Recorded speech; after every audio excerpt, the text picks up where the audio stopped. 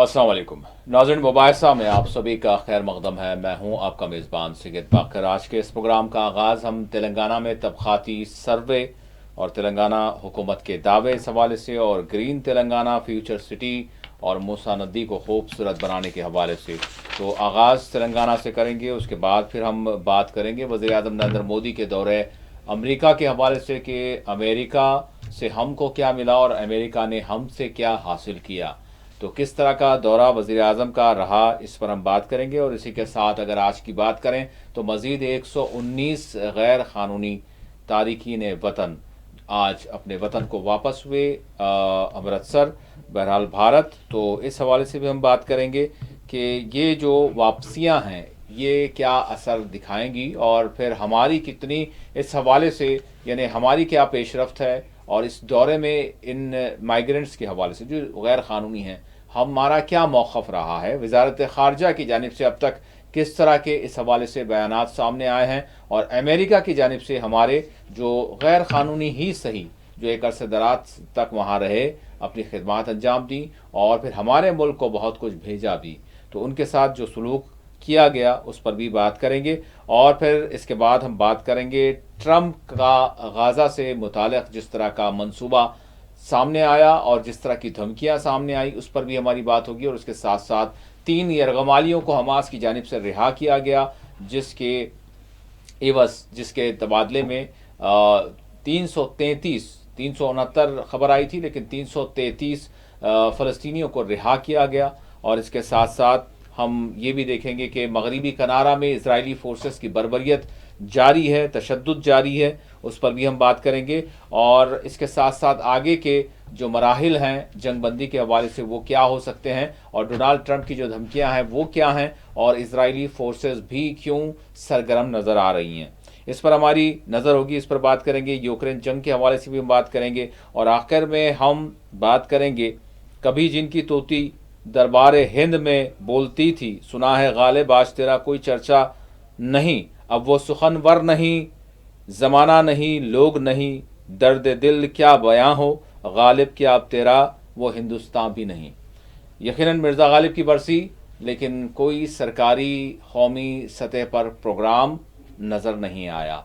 हमने एक अजीम शायर को क्या भुला दिया, कहाँ है वो जो उर्दू के नाम बहुत बहुत कुछ हम देखते हैं कि सरगर्म रहते हैं। तो बहरहाल इन पर भी हम आखिर में बात करेंगे। मेरे साथ इस वक्त स्टूडियो में मौजूद हैं सीनियर सहाफ़ी सियासी तज्ज़ियाकार एम माजिद साहब। मैं माजिद साहब का स्टूडियो में सवाल करता हूँ। माजिद साहब अस्सलाम वालेकुम। माजिद साहब, सबसे पहले तेलंगाना की बात करेंगे। तेलंगाना में तबक़ाती सर्वे को लेकर जो तेलंगाना सरकार की जानिब से दावे किए जा रहे हैं उस पर मैं चाहूँगा, और फिर इसके साथ साथ जो तामीर व तरक्की के हवाले से जो काम चल रहे हैं, और उसके साथ जो है सरकार के जो दावे हैं उस पर भी मैं चाहूँगा बात आप करें। ग्रीन तेलंगाना की बात, फ्यूचर सिटी की बात, मूसा नदी को खूबसूरत बनाने की बात, और इसके साथ साथ आवाम से जो वादे किए गए थे उस हवाले से कहाँ तक पेशरफ्त अभी तक हुई है। जी भाई साहब। जी बहुत बहुत शुक्रिया। हाँ, शुक्रिया। देखिए, जो तेलंगाना के चीफ मिनिस्टर हैं रेवंत रेड्डी, वो दिल्ली में राहुल गांधी से उनकी मुलाकात हुई। उन्होंने राहुल गांधी को बताया कि आपने भारत जोड़ो यात्रा के दौरान जो बातें की थी कास्ट सेंसस के बारे में, जी। वो सर्वे हमने किया है। ठीक है, इसमें कुछ कमी हुई है क्योंकि ये सर्वे 1 नवंबर टू 30 नवंबर 2024 यानी 2-3 महीने पहले हुआ है। इसमें कुछ झोल है, तो उसके लिए हमने यानी कल से 16 से 28 तक 3 ऑप्शंस दिए हैं लोगों के लिए। जी। ऑनलाइन दे सकते हैं, उसके लिए फ़ोन पे भी दे सकते हैं, फिर या सरकारी दफ्तर में जो मंडल ऑफिस होता है वहाँ भी जो लोग अपनी जो है कास्ट के बारे में हो या जो भी हो वो दे सकते हैं। इसके ज़रिए राहुल गांधी का जो एक ड्रीम था, यानी आबादी के लिहाज से हिस्सेदारी, वो हिस्सेदारी को हम पूरी करेंगे। इसके साथ एक और चीज़ भी उन्होंने की कि जैसे कि सुप्रीम कोर्ट ने जो दलित तबके में कैटेगराइजेशन की बात की थी, ये भी कौमी मसला है। तो अब उसके लिहाज से हमने कैटेगराइजेशन के लिए भी हमने जो कुछ कहा वो एक प्लान बनाया है, तो वो भी उन्होंने तफसील पेश की। तो लेकिन ये तो है खाके बनाए हैं जी। लेकिन अमल एक बहुत बड़ी चीज़ है। वादे तो बहुत कुछ किए हैं, इन वादों में बहुत से वादे ऐसे हैं जो अभी अधूरे रह गए। जी तो ये बड़ा चैलेंज है। दूसरी बात देखिए, दुनिया जिस तरीके से आगे बढ़ रही है, ग्रीन सिटी की बात होती है, ग्रीन, देखिए यहाँ जो सरकारी ट्रांसपोर्ट्स, खासकर जो रोड ट्रांसपोर्ट कॉरपोरेशन होते हैं, उसको ग्रीन बसेस करने की बात है, इलेक्ट्रिकल बसेस चलाने की बात हो रही है जी। और इसके लिए लेकिन सबसे बड़ी रुकावट तेलंगाना के लिए ये है कि खुद बैरिस्टर ओवैसी ने पार्लियामेंट में बात पूछी भी थी, तो मरकजी सरकार इनको अपना फंड देने में जो है नाकाम रही है तेलंगाना के। चूँकि देखिए ये बात अलग है कि जो बीजेपी की रियासतें हैं उनको तो उनके अलॉटमेंट से ज़्यादा फंड दिए जा रहे हैं, और दीगर जो रियासतें हैं जो अपोजिशन के हाथ में, जिसमें कांग्रेस है वो, या फिर लेफ्ट पार्टीज़ की, जैसे केरला में हो या डीएमके की हुकूमत हो तमिलनाडु में, या टीएमसी की हुकूमत हो, जिस तरीके से हो, इनकी खुद जीएसटी जो वसूल करके ये लोग देते हैं, वो उनका जो जायज़ हिस्सा आना चाहिए वो भी वक्त पे नहीं मिल पा रहा है। तो ये एक बड़ा जो है तासुब, और ये हमारे वफाकी ढांचे के लिए बहुत तबाहकुन हो सकता है अगर यही सूरत हाल हुई। आपको याद होगा कुछ अरसा पहले डीएमके के ए राजा, उन्होंने बात की थी कि अगर यही मौका रहा तो हम अपना ऑप्शन आप ओपन रखेंगे, एक अलहदा तमिल रियासत का, मतलब एक मुल्क का ऐसे से, उस पर काफ़ी लेदे भी हुई कि भाई कैसे एक मुल्क में रहते हुए तुम एक अलग बात क्यों करते हो। तो खैर वो उन्होंने कहा कि नहीं, आप उसका मतलब गलत निकाले हैं, हम ज़्यादा ऑटोनॉमी की बात कर रहे हैं जी। यानी जब वफाक हमारी चीज़ों को छीन लेता है, अब छीन लिया, एजुकेशन में छीन लिया। अब देखिए यूजीसी का जो नया मामला हुआ, ये जो सेंट्रल एग्जाम्स होते हैं मेडिकल के, फलां के, ये पूरे जो है एक तरीके से छीनते जा रहे हैं जी। तो अब जीएसटी के जरिए भी छीन लिया गया। तो ये जो वफाकी ढांचा जो रियासतों के इख्तियारत को छीन रहा है, उससे अलहदगी के रुझानात पैदा हो सकते हैं, ये उनका मानना था। तो मैं समझता हूँ। अब रही बात फ्यूचर सिटी जी, अब देखिए तेलंगाना में हैदराबाद, बल्कि पूरे साउथ के लिए बड़ा शहर है जी, और बहुत सी उम्मीदें वाबस्ता हैं। और ये पहले एक कंपोजिट कैपिटल था जी, जो इसमें अब अलग मराठवाड़ा का, महाराष्ट्र का जो मराठवाड़ा और कर्नाटक का जो हैदराबाद कर्नाटक कहते हैं उसको, वो इलाके भी थे उसमें थे, आंध्रा के कुछ इलाके भी थे। तो लेकिन ये अभी भी समाजी तौर पर, माशी तौर पर, बल्कि कुछ हद तक सियासी तौर पर भी हैदराबाद से जुड़े हुए हैं जी जी। तो ये एक बड़ा मामला, और यही वजह है कि अब हालिया दिनों में मैं देख रहा हूँ कि गुज़श्ता चंद साल से, और अब तो खैर बहुत ज़्यादा ही हो गया माइग्रेशन लोगों का, नॉर्थ में जो जुल्म हो रहा है लोगों के ऊपर, हर तबके के ऊपर हो रहा है, खासकर दलित, बीसी, मुस्लिम्स, ये लोग ज़्यादातर जो है साउथ, और साउथ का जो दहलीज है वो हैदराबाद है जी। तो हैदराबाद की कैपेसिटी ओवर हो गई है, तो यहाँ 30 किलोमीटर दूर पर एक सिटी की बात की जा रही है, ठीक है, फ्यूचर सिटी है, फिर उसका क्या अलग होगा, उसमें किस तरीके के इंफ्रास्ट्रक्चर होनी चाहिए, और ख़ासकर माहौलियात को बचाने के लिए जी। आपने मूसा नदी की बात की जी। अब आप देखिए मूसा नदी, ये रिवर कृष्णा, बड़ी कृष्णा नदी है, जो लोग जानते हैं साउथ के जो लोग हैं बराबर जानते हैं कि दो बड़ी नदियां हैं, गोदावरी और कृष्णा। कृष्णा की एक जो है ट्रिब्यूटरी है, यानी उसकी माविन नदी है, जो एक दौर में चरा करती थी, बड़ा, यहाँ भी एक बड़ा सैलाब भी आया था एक दौर में, उसको रोकने के लिए यहाँ 2 बड़े रिजर्वायर बनाए गए, जो हिमायत सागर और उस्मान सागर बनाए जी। अब इसको फिर से वापस लाने के लिए, जैसा कि लंदन के बीचों बीच से 3 नदी जाती है जी, उसी तरीके से बचाने के लिए एक काम शुरू हुआ है, लेकिन काफ़ी बड़ा काम है। लेकिन यहीं भी मरकजी सरकार ने रोड़े अटका दिए कि नहीं, हम तो फंड नहीं देंगे, अपने लिहाज से कर लीजिएगा। हत्ता कि मेट्रो के लिए भी, मेट्रो का जो मामला है वो तो इसमें दाखिल है कि जो भी जो है, खासकर मेट्रो के जो भी हो रहे हैं, उसमें मरकज का जो है फंड होता है जी। जैसे इससे पहले के फेजेस में दिया गया, अब यहाँ कहा कि नहीं, हम नहीं दे सकते, फलान दे सकते, या फिर कहीं ना कहीं बहाने बना रहे। तो ये जो चीज़ है, उस यानी मरकज से पैसा नहीं है, दूसरा पिछली सरकार ने 7 लाख करोड़ का जो है खसारा करके रखा है जी। ये सब चीज़ें होने के बावजूद भी कुछ हद तक कुछ काम हुआ है, अभी और कुछ काम बाकी है। तो देखें, क्योंकि अब तेलंगाना ही एक मॉडल बन गया, और यहाँ अभी जो है एमएलसी के कुछ इलेक्शन चल रहे हैं जी। एमएलसी के इलेक्शन में यहाँ की जो अपोजिशन पार्टी है बीआरएस, वो इलेक्शन में हिस्सा नहीं ले रही, जिससे बीजेपी को फायदा हो सकता है। तो बीजेपी यहाँ साउथ में अपना झंडा गाड़ना चाहती है, कर्नाटक से उखड़ने के बाद वो तेलंगाना पर फोकस कर रही है। जी, जहाँ तक हमारे साहब जो वादे किए गए उस हवाले से, जैसे राशन कार्ड का मामला है, दीगर चीज़ें हैं, सब्सिडी इलेक्ट्रिसिटी में है और गैस का मामला है, दीगर चीज़ें वज़ाइफ हैं, तो उस हवाले से अगर अब आप आवाम को मुतमईन करेंगे तो फिर आप कुछ उम्मीद कर सकते हैं, अदरवाइज़ किसी और के झंडे ज़रूर गड़ेंगे। देखिए, यहाँ एक बात है कि ख़वातीन को बस में मुफ्त सफ़र की ज़रूरत, कहीं भी जाइए आप, बाज़ इलाके यहाँ 350 किलोमीटर तक भी हैं हैदराबाद से, इतना बड़ा मतलब रियासत अलग होने के बाद भी वहाँ तक फ्री जा सकते हैं, और एक्सप्रेस बस में भी जा सकते हैं, ऐसा कुछ नहीं है। ये तो और ख़वातीन की तादाद में बहुत ज़्यादा हो गई और फ्री टिकट उनको दिया जाता है, नंबर 1। नंबर 2, आपने एक बात कही है, यानी इलेक्ट्रिसिटी 200 यूनिट तक मुफ्त इलेक्ट्रिसिटी और 500 रुपया में पकवान गैस की, सिलेंडर की। हाँ, ये कुछ हद तक हुआ है, लेकिन कई लोग हैं जो अभी भी अवेल नहीं कर पाए। उसकी कई एक वजूहत है जो हम अपने प्रोग्राम में बता चुके हैं जी। मतलब भाई इस तरीके से जाइए, ये भी हो जाएगा, ऐसा कुछ नहीं है इसमें, क्योंकि जब आप पूरी फॉर्मेलिटीज कंप्लीट कर रहे हैं तो ये आपको अवेल करना जरूरी है। और मैं समझता हूँ कि अभी तक 30-45% तो लोग अवेल कर रहे हैं, मेजॉरिटी अभी अवेल नहीं कर पाई जी। रही बात राशन कार्ड की, इसमें बड़ा हुकूमत का जो है टाल मटोल बहुत चल रहा है। आपको भी याद होगा, आपने भी प्रोग्राम चलाया था कि 26 जनवरी से राशन कार्ड जारी कर दिए जाएंगे वक्त, लेकिन फिर इत्तला आ रही है कुछ दिन के बाद से कि नहीं, अब एप्लीकेशन कबूल करने वाले हैं। तो खैर एप्लीकेशन तो खुली हैं और इसमें बड़ा जो है नुमाइंदगी भी रही बैरिस्टर ओवैसी और उनकी टीम की, जिसकी वजह से ये ओपन हुई थी, फिर बंद हुई, फिर अब री ओपन हुई है। तो एक उम्मीद बनी हुई है, लेकिन मैं नहीं समझता कि मार्च से पहले कोई कार्ड जारी होंगे।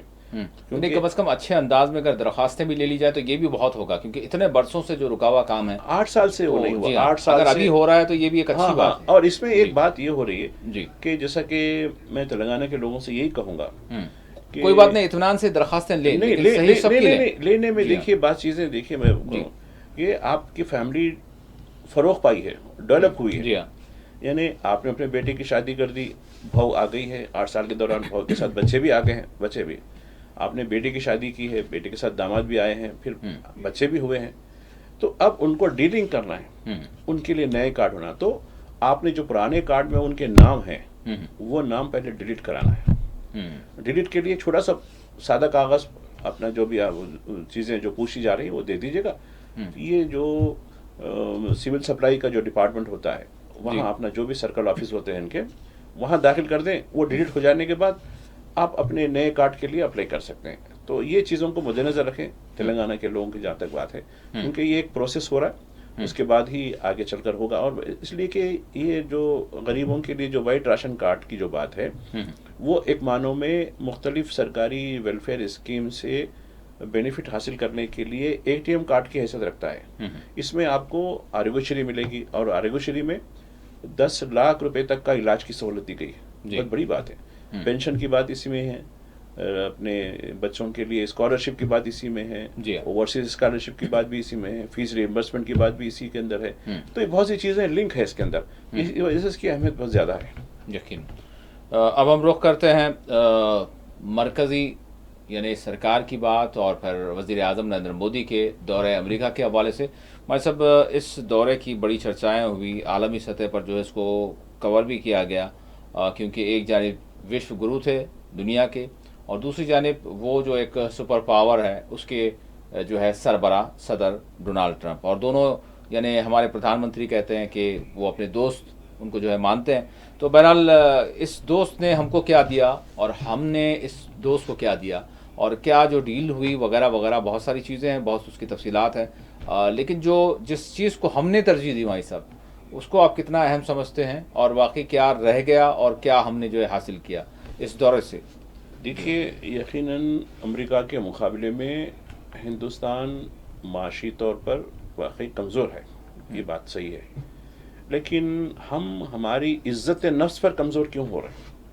हमारी सेल्फ रेस्पेक्ट को क्यों सरेंडर किया जा रहा है? मैं खुल के कहना चाहता हूँ जी। और ये मैं पूरा एनालिसिस किया कि जो माहिदात हुए, जो मुझे अखबारी इत्तलात के ज़रिए जो कुछ मिला है मुझे, हमने अमेरिका के सामने झुक गए, हम सरेंडर हो गए। ठीक है, डिफेंस के लिए हमें क्या ज़रूरत थी F-35 की, वो उसकी क्या ज़रूरत थी? क्या चीन के साथ हमारे कुछ मुकाबले चल रहे हैं? ये पाकिस्तान हमारे सामने और बांग्लादेश हमारे सामने क्या माने रखते हैं, श्रीलंका नेपाल हमारे सामने क्या माने रखते हैं। इतना महंगा सौदा हमारे को लेना पड़ा है, नंबर एक। नंबर दो, मैं 2-3 बातें आपको बताना चाहता हूँ। तेल, गैस, दीगर लॉजिस्टिक, एनर्जी, ये सारे उनसे लेने के हैं। और आपको याद होगा जब से यूक्रेन की जंग हुई, रूस के ऊपर इन्होंने सैंक्शन लगा दिया और रूस से हम कम दाम में देसी पैसा देकर, यानी मार्केट से कम दाम में हम सारी चीज़ें, एनर्जी की चीज़ें मिल रही हैं हमको, तेल, गैस, हर चीज़। क्या ये ख़त्म हो जाएगा? ठीक है, आवाम को फ़ायदा नहीं दे रहे आप। जो रशिया से हमको जो कुछ ईंधन मिल रहा है उसका फ़ायदा आवाम को नहीं आ रहा। खजाना भर रहे हैं आप, जो मेले वगैरह सब करा रहे हैं, फिर रहे हैं, घूम रहे हैं, चल रहे हैं, ठीक है। लेकिन अब ये हो गया तो अमेरिका के रेट के ऊपर हम और क्या करेंगे इसके ऊपर, नंबर एक। दूसरा, ईरान पर सैंक्शन है, ईरान के साथ हम उधार में लेके बाद में पैसे देते हैं, जी, वो भी देसी करेंसी में देते हैं, जी। वो क्या होगा? इराक के साथ ये मामला हमारा है, सऊदी अरब के साथ ये मामला है, खतर के साथ हमारा गैस का मामला है। यानी कहा कि नहीं, मेरे पास बहुत स्टॉक है, आप मेरे से लो। और ये स्टॉक किसने जमा किया? ठीक है, वहाँ भी प्रोडक्शन होता है, ऐसा नहीं है। कहाँ से स्टॉक लिया? मैं आपको कुछ दिन बता रहा था कि इराक के लोगों की जो बुरी हालत है वहाँ, और उसका जो सोर्स है जी, ऑयल का, ऑयल रिजर्व का, कहाँ जा रहा पैसा? वो कहाँ जा रहा? तो किसके पास जा रहा है? कितने सी में ट्यूब्स बने हुए हैं समंदर में, इनके अटलांटिक ओशन के अंदर। तो ये पूरी तरीके से हम सरेंडर हो गए, नंबर एक। नंबर दो, इज्जत नफ्स की मैं बात कर रहा था जी। आज मैं आपने रेफरेंस दिया, आज एक सेकंड बैच, थर्ड बैच जो भी आया आज, जी, क्या जिस तरीके से हमको लाया जा रहा है, क्या हम मुजरिम हैं? हमारी सरजमीन में मुजरिम है क्या? ठीक है, उनकी सरजमीन में मुजरिम होंगे, हथकड़ी वहाँ डाल सकते थे आप, वहाँ जो है ट्रांसपोर्ट प्लेन में बिठा सकते थे आप। कभी ट्रांसपोर्ट प्लेन का एक खाली कभी आया तो व्यू कीजिए आप, खाली नहीं तो यूट्यूब पर व्यू कीजिए, अंदाज़ा लगाइए कि कितना खतरनाक होता है जी। उसमें हमारे लोगों को लाया गया। और ये बता रहा है कि 1 नहीं 2 नहीं 7 लाख लोग हैं ऐसे जिनकी आइडेंटिफिकेशन हो चुकी है। और एक बात जयशंकर पार्लियामेंट में बता रहे थे हमारी, जी, 2009 से ला रहे हैं, ठीक है, 2009 से लाए, 2024 में भी लाए, लेकिन क्या पूरे के पूरे यानी फौजी तैयारी में आए, पूरे के पूरे हथकड़ी और बीड़ी लगा कर आए? इसका भी तो खुलासा करना चाहिए था जी। यानी एक मानो में ये ठीक है, हमको खुश कर दिया, तहूर राना की बात की, ठीक है। तहूर राना देने की क्या मतलब है? सुप्रीम कोर्ट ने तो पहले ही दे दिया कि एक्सट्रेडिशन कर सकते हैं इसका, बल्कि जी, यानी वो तो बिल्कुल लीगली उसको हमको सरेंडर होना ही होना था। वो उसमें नई बात क्या थी? नहीं हमको दे दिया। आज मैं हेडिंग देख रहा हूँ, मैं आज किया इंडिया की अखबार, तमाम हमारे मुल्क के अखबारात की वो तारीफ में, उसने ये ले लिया, F-35 ले लिया, इस राना को ले लिया। राना को तो आप देखिए ना, 8-10-15 दिन पहले वहाँ की सुप्रीम कोर्ट, वफाकी जो कोर्ट है, फेडरल कोर्ट ने क्लीन चिट दे दी कि भाई इनको दे सकते हैं, खत्म। एक प्रोसेस हुआ वहाँ की जो है, जो काउंटी की अदालत से लेके फेडरल अदालत कोर्ट तक, ये पूरा एक मसला हो, उस लड़ा हो, करने के बाद वो हार गया। अलग हारने के बाद देना तो जरूरी हो जाता। ये कौन सा तोहफा दिया उसने हमको? बल्कि हमको नीचा करके दिखाया। दूसरी बात, एलन मस्क से आप मुलाकात करें, जी हाँ, ठीक है, अच्छी बात है, मुलाकात करें, बड़ा आदमी है, इन्वेस्टमेंट, क्या कुछ इन्वेस्टमेंट का वादा करा उन्हें? कितना जलील किया उसने हमको। आप 12 ऑफिशियल्स की टीम लेके थे जी, NSA हमारे यानी एक्सटर्नल अफेयर्स मिनिस्टर, सेक्रेटरीज, ये, और वो अपनी गर्लफ्रेंड और 2 बच्चों के साथ आ गया। यानी तुम्हारी कोई हैसियत नहीं मेरे पास। और ये नॉन ऑफिशियल मीटिंग होती, ठीक है, उसके घर के जाके आप उसके बच्चों के साथ खेल लेते, ठीक है, वैसे दिखा ना। जी हाँ, फ्लैग लगा के प्रोटोकॉल मीटिंग थी। एक तरफ USA का फ्लैग था, एक इंडिया का फ्लैग था। आप देखिए पूरा वीडियो, मैंने देखा इसका, कोई बोलने वाला नहीं इसको। तो और गौतम अदानी के ऊपर बात हो, नहीं वासुदेव कुटुंबम कहे, और सारे हिंदुस्तानी मेरे भाई बहन हैं। तो भाइयों के साथ ये हो रहा आज जी। आज 17 मुकामात पर डिमोलिशन हुआ, पूरी बस्तियां उजाड़ दी गई, उनके कारखाने उड़ा दिए गए, पूरी तरीके से उनकी इबादतगाहों को उड़ा दिया गया। ये आपके भाई हैं। तो ये इस वक्त इतना टॉर्चर हो रहा है कि अब आगे क्या होगा कह नहीं सकते। पूरी तरीके से जो है ये मामले को कैसे लेंगी दुनिया, तो खैर दुनिया से कोई उम्मीद नहीं। जब गज़ा के ऊपर जितना सब जेनोसाइड हुआ तो दुनिया खाली खाली कुछ करती नहीं सही। हिंदुस्तानी मुसलमानों पर ये टार्चर हो रहा तो क्या करेगी दुनिया। जी भाई साहब, हिंदुस्तान की आपने जिस तरह से बात की, अभी जिस तरह से अगर हम पार्लियामेंट को देखें तो मतलब इसको अब कार्रवाई जो है अब मअतल हुई है, फिर उसका जो है आगे जो है उसका मार्च फिर में से होगा, मार्च में मार्च होगा। में। लेकिन उससे पहले जिस तरह से वक्फ तरमीमी बिल के हवाले से अभी रिएक्शन सामने आ रहे हैं, आपको क्या लग रहा है, मतलब ये सारी चीज़ आगे बढ़ेगी और उसके बाद फिर यूसीसी वगैरह वो सारी चीज़ें अब जो है पाइपलाइन में हैं? देखिए इनका पूरा एजेंडा है, हम्म, गोवालकर का पूरा जो है बंच ऑफ थॉट है उसको पूरा करने का ही करना है। सावरकर का जो भी ड्रीम था इनका वो उसको पूरा करना ही करना है। ये तो पीछे नहीं हट सकते ये लोग, क्योंकि ये इसी की बुनियाद पर तो ये लोग अभी तक तो कंटिन्यू 3 मियादों में अब आ गए हैं इक़्तिदार के। ये तो करेंगे, बराबर करेंगे, लेकिन अब इसका अदलिया पर भरोसा है। अदलिया, अब देखिए यूसीसी का मामला बता रहा हूँ, वक्फ बिल का मामला बता रहा हूँ, ये पूरे कॉन्ट्रडिक्ट करता है कॉन्स्टिट्यूशन को, क्योंकि कॉन्स्टिट्यूशन एक गारंटी दे रहा है सिटीजन को, और कॉन्स्टिट्यूशन में फंडामेंटल राइट्स ज्यादा अहम है, जबकि डायरेक्टिव प्रिंसिपल को खाली एडवाइजरी है वो, लेकिन यहाँ एडवाइजरी को सौंपा जा रहा है फंडामेंटल के ऊपर। तो अब देखिए क्या हालात होते हैं। और इस वक्त हमारा मसला, मैं देख रहा था जी, ये हमारे मसले उठाएंगे जो हमारे लोग इलीगल हैं, उन पर कोई स्टोरी होगी। 3 दिन से मैं बराबर, 4था दिन है, देख रहा हूँ किसी ने कुछ वल्गर बात कर दी शायद, उसके ऊपर वो चल रहा वो चल रहा। अरे मतलब दुनिया, हमारे पूरे मुल्क का 140 करोड़ के लोगों का मसला यही है। जी, ये हो गया। कुंभ में इतनी बदइंतजामी हो रही, उस हाँ। पर कोई डिबेट नहीं होती। जी हाँ। कुंभ के मुतासिरीन को कोई लोग इमदाद फराहम कर रहे हैं, उस पर कोई डिबेट नहीं होती, ना उनका जिक्र होता। ये वल्गर है, वल्गर है। अरे वल्गर तो तुम हर दिन घोरी, हर दिन कैसे नीतीश राणे इन्हें उन्हें कैसे वल्गर ही कर रहे हैं, खुले आम थ्रेट दे रहे हैं, लेकिन इस पर कुछ होने का नहीं। अब इसको वो करो। तो ये हमारी तरजीहात किस तरीके से स्टेट स्पॉन्सर मीडिया ये पूरी तरीके से एक लॉबी बना रहा है, और बड़ी तकलीफ की सूरत हाल ये है कि जहर उगला जा रहा है। और इस हद तक मैं अल्फाज इस्तेमाल नहीं कर सकता। सत्संग जो दिल्ली के इलाके में हुआ, वहाँ जो कुछ बोला गया, मैं यहाँ इस फोरम से उसका इजहार नहीं कर सकता। कैसे यहाँ मुसलमानों के खिलाफ, उनके इबादत गाहों के खिलाफ जो कुछ बोला गया, और कहा कि ये इस हद तक तजलील की जा रही है, लेकिन इसका कोई नोटिस होने वाला नहीं है। बराबर यूट्यूब यानी सोशल मीडिया में तो चल रहा है वो, लेकिन इसका कोई एजेंडा बनने वाला नहीं है। बल्कि बनेगा, अरे उसने ही वल्गर करा, ठीक है भाई, कानून अपना काम करेगा, लेकिन कितना वेस्ट, हमारा जो रिसोर्स वेस्ट कर किया जा रहा है, ताकि लोगों का अटेंशन डाइवर्ट कर दिया जाए, लोग उनसे सवाल ना करें। ये सरकार का मैं सब ब्रेक पर जाने से पहले आखिरी सवाल करूंगा, उसके बाद फिर हम दीगर मौजूदात पर बात करेंगे। जिस तरह से नॉर्थ ईस्ट की जो रियासतें हैं, त्रिपुरा से खबर आई है कि यहाँ पर 6 लोगों को गिरफ्तार किया गया है, और जिनमें 2 खवातीन हैं, एक ही घर के हैं, 2 कमसिन बच्चियाँ हैं, एक छोटा लड़का है और एक नौजवान है, और बांग्लादेश के बताया गया है। क्रैकडाउन्स चल रहे हैं वहाँ पर, ये खबरें आ रही हैं आसाम में और फिर नॉर्थ ईस्ट की दीगर रियासतें जो है, और मखसूस तौर पर जो है क्रैकडाउन किया जा रहा है। तो हालांकि अगर हम बांग्लादेशी की बात करें तो मुख्तलिफ मज़ाहिब के लोग भी हैं जो बांग्लादेश से एक वक्त में आए हैं, लेकिन मखसूस तौर पर जो है कार्रवाई हो रही है और गिरफ्तार किया गया, और इल्ज़ाम यह आयद कर दिया गया, हालांकि वो एक घर के लग रहे हैं, लेकिन ये इनके पास मंशियात जो है इनसे जो है बरामद की गई हैं। तो किस तरह की सूरत हाल का सामना है भाई साहब, और वो चीज़ें मीडिया में भी नहीं आती जिस पर कोई बात हो।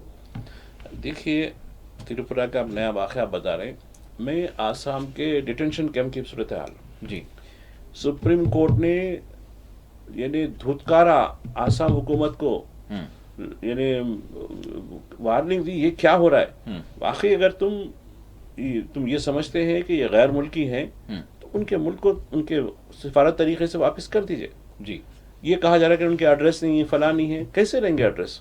वो उन यहीं पैदा हुए, यहाँ कुछ हुए, उनके एड्रेस वहाँ कैसे रहेंगे? वहाँ पूछे तो वहाँ नहीं हो रहा है, तो डिटेंशन कैंप में कब तक रखेंगे?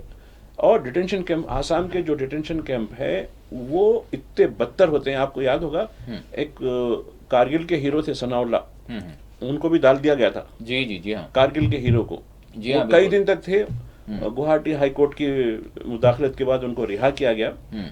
तो ये बताना, उन्होंने बताया कि यहाँ इस हद तक उनको जो है जेल में कवायद होते हैं लोगों से मिलने के, फला के, खाने के, पीने के, जो यहाँ कोई कवायद ही नहीं है, एक बार डाल दिया खत्म, बर्खास्त, जी। भूल जाते हैं। और ना ही कोई सही खाना मिलता उनको, बदतरीन सूरत है। उन्होंने कहा कि मैं एक यानी इतने बड़े ओहदे पर फौज में सर्विस करके वतन के लिए, मुल्क के लिए, और वहाँ के प्रेसिडेंट ऑफ इंडिया से मेरे को तमगा मिला है बहादुरी का, जी, जी। उस मेरे को तक डाल दिया था इन्होंने। तो फिर दूसरों का क्या हाल होता क्या होगा? हाल हो। तो ये पूरी तरीके से, और एक झूठा इल्ज़ाम हो, कुछ भी हो, इसके लिहाज से जो है कहा कि नहीं ये कर रहे हैं, और एक किस्म का वबाल पैदा किया जा रहा है। और आप देखिए हालिया दिनों में रोहिंग्या के बारे में भी जी। दिल्ली हाई कोर्ट में मसला आया, कहा कि लोगों को इनके बच्चों को तालीम से महरूम रखना। तो कोर्ट ने कहा कि ठीक है, वो गैर मुल्की होंगे जरूर, किसी को भी तालीम से महरूम नहीं किया जा सकता, उनके बच्चों को सरकारी स्कूल में एडमिशन दिलाओ। जवाब ठीक है, उनकी सिटीजनशिप नहीं है, उनको तो एक रिफ्यूजी कार्ड है ना, ठीक है, उसके जरिए उनको तालीम दिलाओ, वरना ये कौम को, ये नहीं बता रहा हूँ। बस अभी भी कुछ लोग हैं, उम्मीद की किरण है थोड़ी जुडिशरी पे, कि कुछ जज हैं जो बराबर जो है कानून की हुक्मरानी की बात कर रहे हैं। वरना तो कई जज ऐसे भी हैं, कोई जाके एमपी बन जाता है, कोई जाके गवर्नर बन जाता है, कोई रिटायरमेंट के बाद कोई जाके कुछ और बन जाता है। तो ऐसे भी तो हैं। अब गाज़ा की सूरत हाल का अगर हम जायज़ा लें तो पता चल रहा है कि 3 को जो है यरगमालियों को रिहा करने से पहले डोनाल्ड ट्रंप की जानिब से जिस तरह की मतलब धमकियाँ दी गई थी, और अब जबकि हफ्ते को की बात उन्होंने डेडलाइन दी थी, लेकिन हफ्ते तक अगर हम देखें तो इजराइल जिन चीज़ों से रुका हुआ था वो सारी चीज़ों पर आमादा हुआ, जिसके बाद उन्होंने जो है यानी इमदाद को रोका हुआ था और दीगर चीज़ों पर अमल नहीं कर रहा था। तो जिसके बाद उन्होंने पूरों को रिहा नहीं किया। डोनाल्ड ट्रंप ने जिस तरह से धमकी दी थी कि सबों को रिहा किया जाए। तो बहरहाल किस तरह से आप देख रहे हैं कि ये जो सीज़ फायर के तहत जो पेशरफ्तें हो रही हैं वो जारी हैं, बराबर चल रही हैं, और फिर इस हवाले से इजराइल से क्या हम तवक्का कर सकते हैं भाई साहब अभी तक भी? देखिए, इसराइल से कोई अच्छे उमन यानी अच्छाई की कोई तवक्को तो नहीं रख सकते जी, जिसने इंसानियत की धिज्जियाँ उड़ा के रख दी। एक ऐसी हर दिन 16 महीने आप और हम हर दिन कैसे हर दिन एक नई कहानी हम देख रहे थे, जुल्म की दास्तान सुन रहे थे, यानी इतना सुनते सुनते उकताहट तक हो गई हमको जी। तो ऐसे लोगों से, ऐसे जालिमों से कोई उम्मीद नहीं है, लेकिन उनकी अपनी मजबूरी है जिसकी वजह से ये कर रहे हैं, वरना कोई माने नहीं है। दूसरी बात, डोनाल्ड ट्रंप को कुछ लोग बोल रहे हैं उसकी वजह से जंग रुकी, जंग नहीं है, ये कत्लेआम रुका, जो भी हो, लेकिन ये उसने इसराइल को पसपाई से, खुद अमेरिका को पसपाई से बचा लिया। जी जी। वरना पूरी दुनिया के सामने जग हंसाई होती कि देखो छोटों के साथ इन्होंने कैसी हरकत की। ठीक है, छोटों ने बड़ी कुर्बानी दी इसके लिए, बिल्कुल कम होके भी, कोई वसाइल ना होके भी। और उसके बाद जैसे ही ये सीज फायर हुई, आपने हमास की नफरी को देखा जी, कितनी मुनज़्ज़म पैमाने पे एक डेमोन्स्ट्रेशन किया उन्होंने बाज़ाब्ता, यानी आप हैरत हो गए, दुनिया के अखबार हैरत हो गए। गार्डियन लिखता है ये क्या हो गया एकदम, फिर ये दावे क्या हो गए इनके, हमने पूरा खत्म करके रख दिया इनको, कहाँ गए इनके दावे। और एक सवाल किया गया कि उनकी लीडरशिप सरफेस पे रहकर लड़ी, जी हाँ, अगर वो जो जिनको किडनैप किया गया उनके साथ अगर रहते तो महफूज रहते थे, और वो कैसे महफूज हैं वो, जी हाँ, और वो चीज़ को अभी तक खोज के नहीं निकाला गया, ये कहाँ रखा गया था इनको, जी हाँ, और ये गजा से निकाल के ला रहे हैं लोग, बिल्कुल, कोई और जगह से तो नहीं, बिल्कुल, कोई कैसी सुरंग थी इनके पास है नहीं, कोई चीज़ छोड़ी भी तो नहीं ना इन्होंने। नंबर 1 ये। नंबर 2, डोनाल्ड ट्रंप ने धमकी दी कि जो hello broke out, hell will broke out, यानी जन्नत का दहाना खुल जाएगा, दोज़ख का, जी दोज़ख का, सॉरी जी, हेल, तो दोज़ख का जहाना खुल जाएगा। तो उसका जब जवाब आया हमास की तरफ से, ये सब हम तो सब देख चुके हैं, हम बिल्कुल उसको रिजेक्ट करते हैं। आपने जो हेल ब्रोक आउट बोल के जो करा, हम उसको रिजेक्ट करते हैं, हमको तस्लीम नहीं। हमारा जो मौक़िफ़ है, जी हाँ, इनकी धमकी से पहले हमने ये मौक़िफ़ दिया था, हम सैटरडे को जो दिए जाने वाले हैं उनको इसलिए रोक रहे हैं, 3 पॉइंट्स की बुनियाद पर रोक रहे हैं जी। एक तो ये कि गजा में जो लोग वापस हो रहे हैं, शुमाली गजा में, उनकी मज़ाहिमत की जा रही है, उन पर फायरिंग की जा रही है, उसको रोका जाए।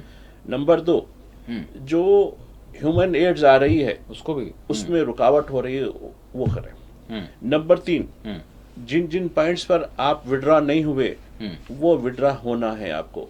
ये आपके फर्स्ट फेज के डील में लिखा गया है जी, ये आपकी इसके आप ये डील की जो है खिलाफ वर्जी कर रहे हैं, लिहाजा हम सैटरडे का जो मामला था वो हम डिले उसको करेंगे। नहीं कर देंगे, जी हाँ।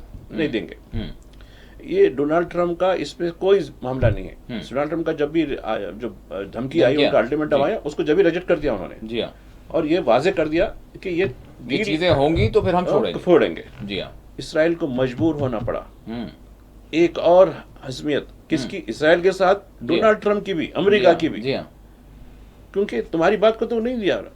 उसने जो 3 कंडीशन उसने जो वायलेशन के रखे थे, वो वायलेशन को मुकम्मल होने के बाद कल रात में ये बहा कि हम पूरी चीजें कर देंगे, हम शुमाल को लो जाने पे मुजाहिमत नहीं करेंगे, जो ह्यूमन एड्स आ रही है उसको रुकावट नहीं करेंगे, जिन पॉइंट्स पर अभी भी हम तायुन हैं हम हट जा रहे हैं।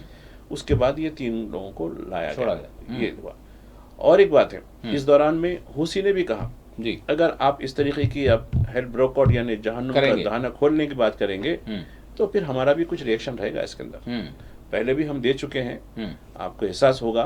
खैर आप उनके एक बड़ा चीज मुझे नजर आ रही है पूरे वर्ल्ड के अंदर जी, सबसे, अगर आपको मीडिया को कंट्रोल कर लो, सच्चाई को छुपा दो। जी हाँ। ये हिंदुस्तान में भी बहुत हो रहा है जी, उसका सीका या वहां का सीका जो भी हो, अदर वे राउंड है, जी, उन्होंने भी ये शुरू कर दिया।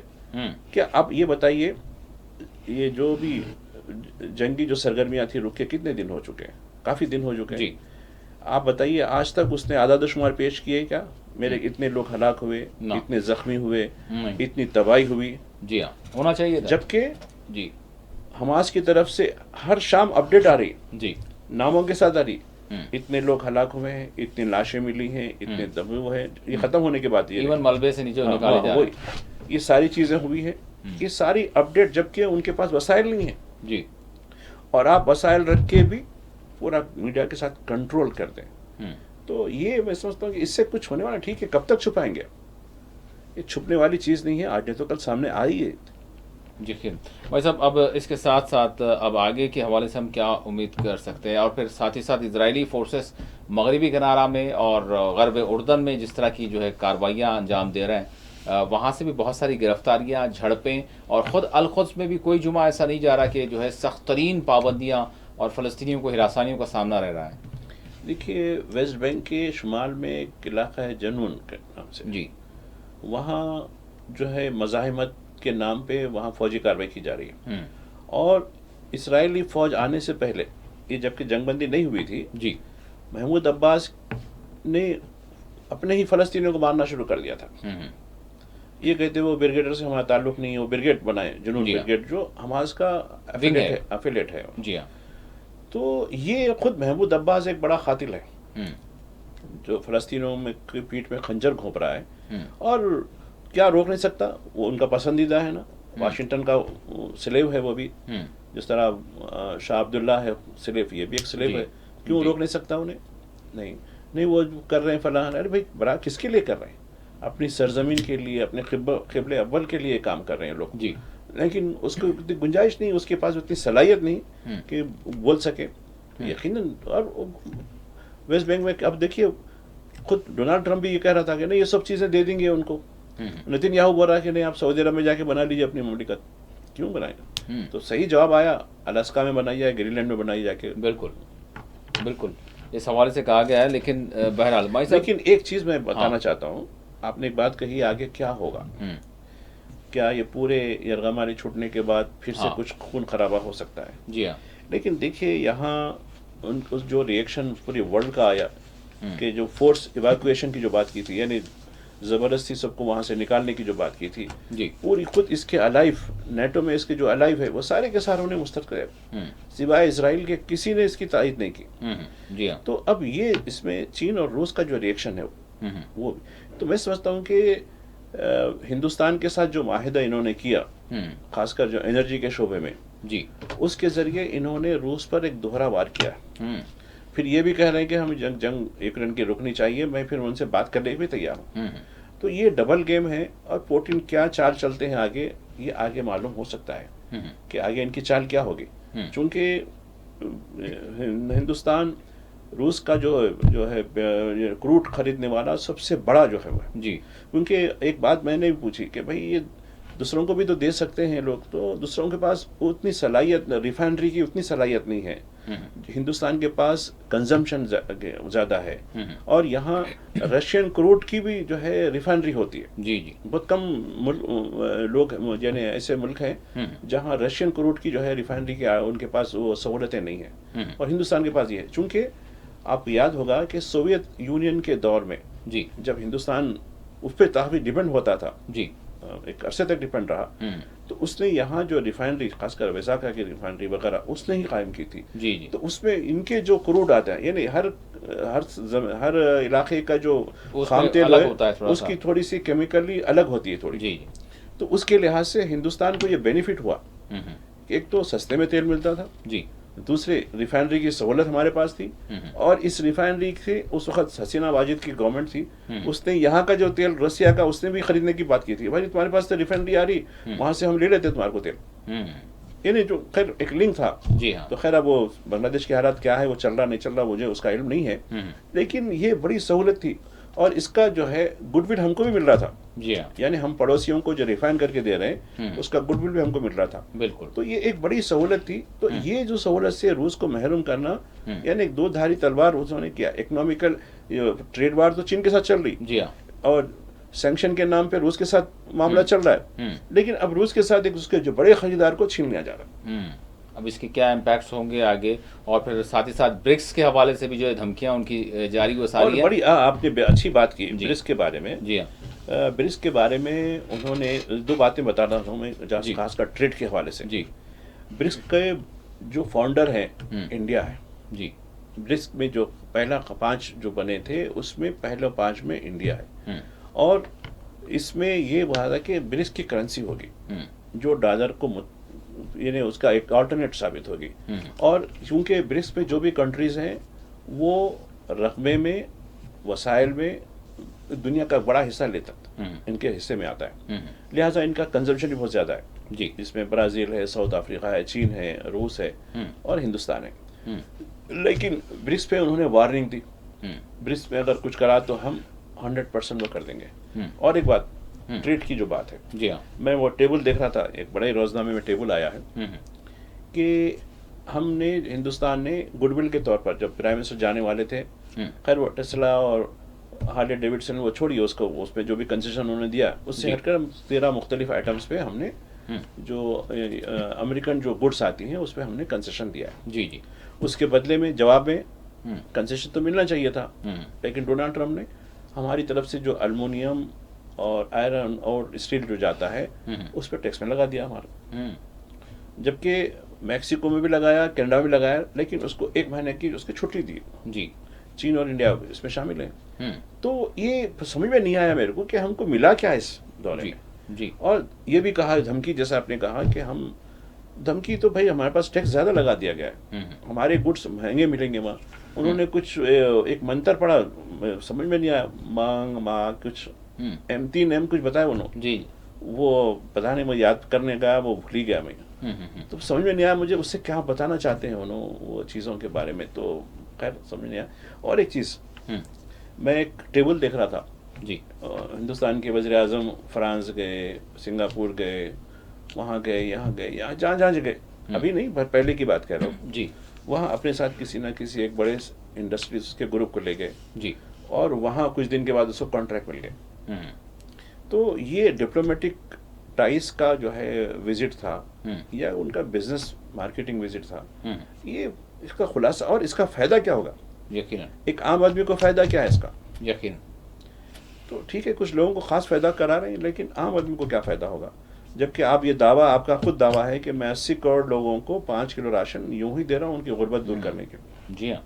अच्छा भाई साहब, इसी दरमियान अगर हम देखें 100 दिन में यूक्रेन जंग को भी ख़त्म कराने के लिए जो है डोनाल्ड ट्रंप ने अपने अज़्म का इजहार किया था, तो क्या आपको लग रहा है, जबकि रशिया की जानिब से यानी शदीद तरीन नौइयत के हर चंद दिनों में जो है हमले हम देख रहे हैं, और फिर डोनाल्ड ट्रंप का जो मौक़िफ़ है वो यूक्रेन वार के हवाले से, और इवन अगर हम यूरोप के हवाले से भी देखें, डोनाल्ड ट्रंप के जो बयानात सामने आ रहे हैं, तो क्या आपको लग रहा है यूरोप में भी अंदरूनी कुछ खल्फशार चल रही है? न सिर्फ जहाँ तक हमारी मालूमात हैं जी, न सिर्फ यूरोप के अंदर खल्फशार हैं, खुद अमेरिका के अंदर खल्फशार हैं। उनके मुख्तलिफ अवामी जो रद्द-ए-अमल आ रहा है डोनाल्ड ट्रंप की जो पॉलिसियों के ऊपर, ख़ासकर गज़ा के हवाले से फलां से कई शहरों में एहतजाज जो हुए हैं, ये तो खैर, तो रही बात एक उन्होंने 100 दिन का टाइम लिया। 100 दिन के माने 3 महीने 10 दिन होने हैं जी। अभी तो 1 महीना भी पूरा नहीं हुआ, तो अभी कैसे कर सकेंगे? तो अब इनसे सवाल भी नहीं कर सकते। तो आपने वादा किया 3 महीने 100 दिन का, तो 100 दिन तो नहीं हुए, तो खैर ठीक है, ये अलग बात है। नंबर 2, पहली मर्तबा यूक्रेन की पार्लियामेंट में जी। ज़ेलेंस्की के खिलाफ एक बड़ा एहतजाज हुआ, दंगा मुश्ती हुई, फाइटिंग हुई जी। यानी ये एक मानो में एक सियासी तौर पर उसको अब किनारे पे लगाने की बात हो रही है। जबकि उसने क्या किया, आके यूक्रेन की फौज तो लड़ रही, ठीक है, हमारे साथ कुछ आप लोगों की जो सप्लाई है, फला है, जो भी है, लेकिन अब यूरोपीय यूनियन की फोर्स होना है, और यूरोपीय यूनियन तकरीबन जी पूरी तरीके से ज़ेलेंस्की को जिस तरीके से सपोर्ट कर रही है, तो ऐसा दिखता है कि एक यानी डिवाइड यूएस की पॉलिसी में और यूरोपियन पॉलिसी में महसूस हो गया। चूँकि रूस जिस तरीके से हम आपने अभी जो कहा ताबड़तोड़ हमने शिद्दत पैदा कर दी जी, तो ये अलग सवाल है। दूसरी तरफ डोनाल्ड ट्रंप की जो पॉलिसी है, डोनाल्ड ट्रंप अपनी जो भी हिकमत अमली जो स्ट्रेटजी बना रहे हैं, उसमें वो पुतिन से रास्त मुलाकात की बात कर रहे हैं। मुलाकात हो सकती है सऊदी अरब में या म्यूनिख में जो जर्मनी का इलाका है जी, वहाँ हो सकती है, या 3-4 ऑप्शन दिए गए आज के उसमें भी रिव्यू में आया जी। ये तो खैर है। लेकिन अब यूरोपीय यूनियन ने सवाल किया कि भाई ज़ेलेंस्की या यूक्रेन के बगैर ये कैसे होगा? असल फरीक को तो आप भूल गए, उससे जो है बात शुरू करने की बात की जा रही है। इनका इन्वॉल्वमेंट क्या होगा? जो मेन स्टेक होल्डर है जी, उसको छोड़कर क्या बात हो सकती क्या? ये खुद यूरोपीय यूनियन की तरफ से जो तर्जुमान है ना, उसने बात की कि भाई ये कैसे होगा कि भाई आप उनसे मिल लेंगे, सही है, ठीक है, वो भी एक फरीक है, लेकिन दूसरा जो फरीक जिनके साथ मामला है उनकी बगैर ये आप कैसे करेंगे? क्या ज़ेलेंस्की की तरफ से आप नुमाइंदगी बन के काम करेंगे क्या? क्या ज़ेलेंस्की उस बात को सुनेगा? यूरोपियन यूनियन क्या उसको इंडोर्स करेगा? ये कई एक सवाल है। तो मैं समझता हूँ कि जिस तरीके से डोनाल्ड ट्रंप ऐसा दिखता है कि बहुत जल्दी में है, वो जो कुछ है जल्दी जल्दी कर देना चाह रहे हैं, पता नहीं वो किस बात की जल्दी है उनको, लेकिन इसकी वजह से इस जल्दी में उनके कदम सही नहीं जा रहे हैं। जी। भाई साहब, लंदन में गुज़िश्ता रोज़ जिस तरह से मतलब फिर एक मरतबा जो है कुरान करीम की यानी बेहुरमती करने के इस तरह के वाक़यात क्यों हो रहे हैं? अब जब उसका रिएक्शन होता है और कोई अगर हमला करता है तो फिर उस पर जो है दुनिया भर में वावेला मचाया जाता है। बाज़ाब्ता तौर पर कुरान करीम के नुस्खे को जो है नज़र आतिश करने की फिर कोशिश की गई, वो भी तुर्की के सिफारत खाने के रूबरू, कौंसल खाने के रूबरू। तो इसके बाद फिर एक हमला हुआ चाकू से जो है, तो फिर उसके बाद फिर हम देख रहे हैं वेस्टर्न मीडिया में जिस तरह की बातें चल रही हैं। ये तो इसलिए तो अब देखिए जी, मैं आज बाज़ अखबारात की सुर्खी देख रहा था कि डोनाल्ड ट्रंप और नरेंद्र मोदी ने टेररिज्म के खिलाफ बात की, वो इस्लामिक टेररिज्म की बात की, जबकि गुफ्तगू हुई खालिस्तानी टेररिज्म के बारे में। हालांकि वो भी टेररिस्ट नहीं है, जबकि पूरी आज़ादी है उन लोगों को वहाँ, लेकिन एक टैग बना दिया गया कि अगर वो उसकी छवि यानी दाढ़ी वाला, टोपी वाला ऐसा हो, चलो इस्लामिक दहशतगर्दी हो जाएगी वो। और आप देखिए म्यूनिख में एक वाक़या हुआ जी, कुछ दिन पहले जी, वो दहशतगर्दी नहीं हो सकती, वो जुनून है, फला हो गया या एक्सीडेंट जो भी हो। तो ये अब रही बात जिस तरीके से पूरी दुनिया में एक वार चल रही है एक मानों में जी, ये वर्चुअल भी है और एक्चुअल भी है, यानी एक किस्म की नज़रियाती एक बहुत बड़ी चीज़ हो रही है मुसलमानों को बदनाम। अब देखिए डेनमार्क में जो कुछ हुआ जी, स्वीडन में जो कुछ हुआ, हाँ, इसकी मिसालें हैं ना, उसका अंजाम भी क्या हुआ देखिए आप। जी हाँ, तो देखिए जब किस यानी बेहुरमती की जाती है तो वो इंसान को बड़ी तकलीफ होती है और जी। उसका इंतकाम उन्हें लेके रहता है। तो ये सूरत हाल हुई। और लंदन में जो कुछ है, लंदन के अंदर देखिए काफ़ी बड़ा असर है जी, ऐसा नहीं है कि भाई लंदन जो है स्वीडन जैसा नहीं है या डेनमार्क जैसा नहीं है, वहाँ तो चल जाएगा, आपकी पुलिस बात करेगी, यहाँ सवाल को जवाब मिलेगा आपको। तो खैर ठीक है, उसमें वो लोग और ये समझ के काम करें वो लोग भी कि भाई हम तो खैर हो रहे हैं लेकिन एक मकसद के लिए हम काम कर रहे हैं। और वहाँ के खुद बरतानिया में तमाम मज़ाहिब की पूरी तरीके से जो आज़ादी दी गई है उसके तहत ये तो इजाज़त नहीं देनी चाहिए थी। जी हाँ, क्योंकि फ्रीडम ऑफ जो है, फ्रीडम के नाम पे जो भी है जी, ये तौहीन वाले मामला तो नहीं होने चाहिए। नहीं वहाँ भी नहीं है ऐसा जी, और आप देखिए इससे पहले कुछ महीने पहले की लास्ट ईयर की बात है, वहाँ झगड़े हुए थे जी, हमारे कुछ हिंदुस्तान के लोग ने कुछ झगड़ा पैदा कर दिया अपने मुसलमानों के खिलाफ, फिर वो जो है वहाँ भी कुछ जी हाँ, बाद अब तक क्लैशेस भी हुए थे। क्लैशेस हुए, जी तो हाँ। उस पर वहाँ के प्राइम मिनिस्टर को सामने आना पड़ा। हम्म, तो ये चीज़ें सारी दुनिया में ज़ियोनिस्ट पूरे एक हो चुके हैं, हम्म, और उनका एक ही मकसद, इनको नीचे जितना हो सके इनको दबाओ, हम्म, इनके ज़रिए हमको बेनिफिट मिलेगा। अब जैसा कि यहाँ हिंदुस्तान के अंदर मुसलमानों को गाली दो या उनकी इबादतगाहों को तबाही करने के लिए निशानदेही करवाओ, रातों रात हीरो बन जाते। खुद मोहन भागवत को भी शिकायत हो गई, अरे ये क्या भाई, सब गली गली का लीडर जो है जिसको कोई पहचानता नहीं था पड़ोस, वो आज पूरे मीडिया पे छा गया, उन्हें उसकी फिर सिक्योरिटी हो गई, उसको वो हो गई, उनको भी तड़प हो गई, ये क्या हो गया बल्कि। तो ये चीज़ जिस तरीके से हो रही है, तो आप शोहरत पाने के लिए और इंटरनेशनली आपको डेवलप वो करने के लिए, अच्छा स्वीडन हो, डेनमार्क हो, लंदन हो, या इस तरीके की हरकतें करके ये काम कर रहे हैं, और उसका अंजाम भी तो भुगतना पड़ता है, ऐसा नहीं है ये they can't be scot free. जी।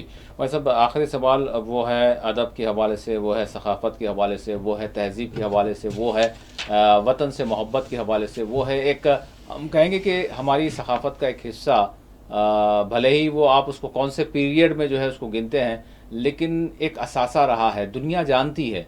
मतलब एक शायर हो, अदीब हो, या फिर मुसन्निफ़ हो, तो आर्ट की दुनिया का अगर कोई एक अपना जो है एक अपनी अहमियत रखता है, तो मिर्ज़ा गालिब की अगर हम बात करें, तो क्या वजह आपको लग रही है? ठीक है, जिस तरह का माहौल इस वक्त बना हुआ है, कौमी सतह पर भी हम देख रहे हैं, सरकारी सतह पर हम देख रहे हैं, इवन अगर हम यानी जो उर्दू और फ़ारसी की जो खिदमात के हवाले से जो इदारे क़ायम हैं, फ़ारसी का तो खैर वो नहीं रहा अब, लेकिन बहरहाल उर्दू वालों का ही कम अज़ कम ये था। तो मिर्ज़ा गालिब को जो है उनकी चाहे यौम पैदाइश के मौके पर या फिर बरसी के मौके पर फरामोश कर दिया गया।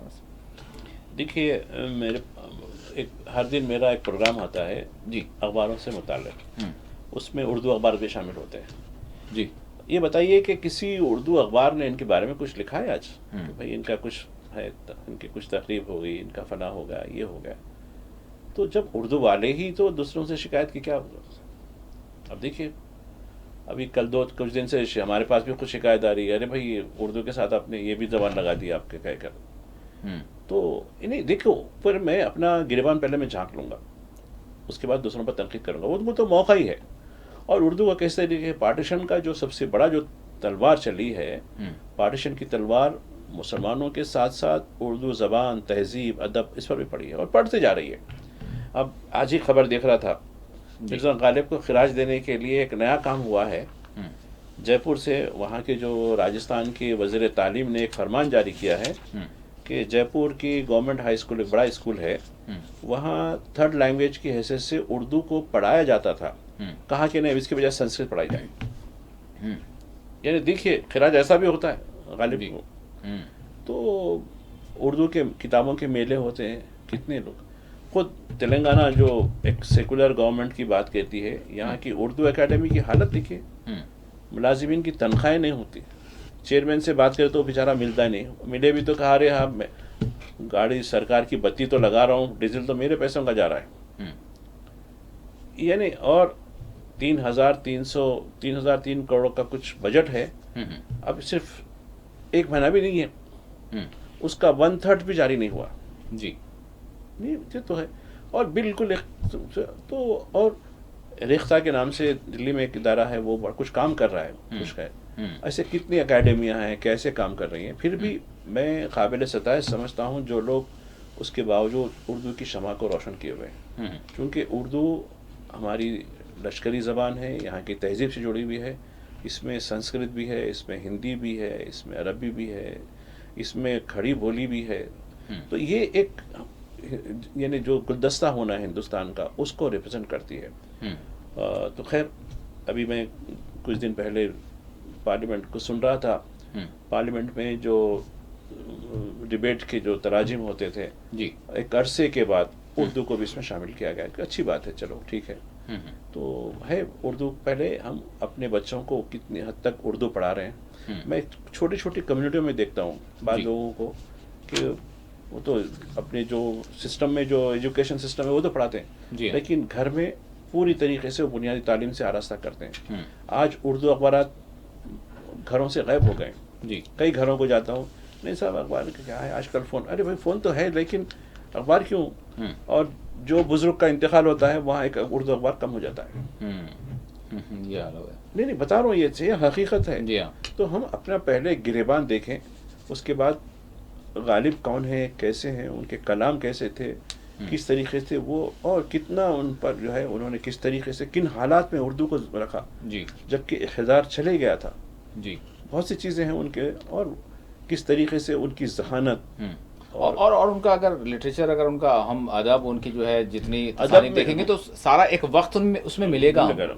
एक वक्त मिलेगा, जी, उसकी जी। अक्कासी, उसकी जी, जो है जी, तर्जमानी बिल्कुल, मिलेगी। बिल्कुल। तो क्या वो भारत का, हिंदुस्तान का हिस्सा हिंदुस्तानी नहीं है? नहीं नहीं, हिंदुस्तानी का हिस्सा है, हिंदुस्तानी का रहेगा वो, ऐसा नहीं है। हम्म। खैर वक्त गुजरता जाएगा, लेकिन मैं समझता हूँ कि पहले उर्दू वालों को अपना गिरेबान झांक लेना चाहिए। मुझे भी अपना गिरेबान झांकने की ज़रूरत है, क्योंकि हम उर्दू के साथ क्या कर रहे हैं, हमारी औलाद को हम उर्दू से कैरियर के नाम पे उर्दू से दूर करके उनके लिए समाजी दरार पैदा कर रहे हैं। मैं कई ऐसे फैमिलीज़ को जानता हूँ, बाद में जो है वो फैमिलीज डेवलप हो गए, फिर समाजी झगड़ों में ऐसे पड़ गए, फिर आना बोला भाई ये तुम्हारी जो है उर्दू की है ना भाई, उर्दू से क्या बोला भाई, उर्दू में तुमको अदब सिखाया जाता है, उर्दू में तुमको इक़्तिदार पसंदी सिखाई जाती है, उर्दू में तुमको तहजीब सिखाई जाती है।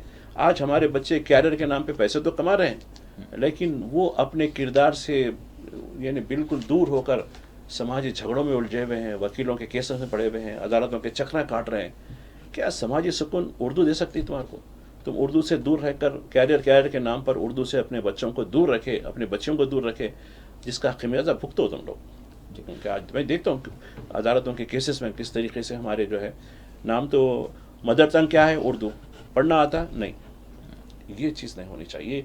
हम या एक मानो में हम उर्दू के साथ बगावत कर रहे हैं, और इसकी सज़ा हमको मिलेगी, बराबर मिलेगी, हमको, हमारी नस्लों को मिलेगी। हमने हमारी नस्लों को उर्दू के साथ तैयार नहीं किया तो भुगतना पड़ेगा, रोना पड़ेगा आगे चलकर।